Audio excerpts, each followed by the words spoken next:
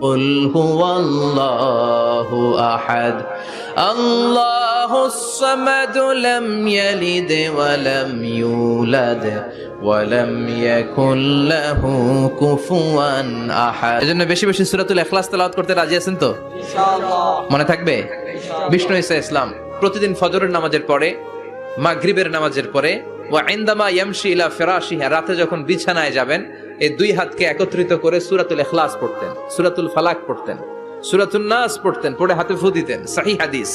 ফু দিয়ে এই ফু দেওয়া হাতটা সারা দেহের মধ্যে ইয়াবদাউ বিহিমা রাসাহু, মাথা থেকে শুরু করে পা পর্যন্ত এভাবে মেসেজ করে দিতেন, মালিশ করে দিতেন। সুবহানাল্লাহ পড়েন।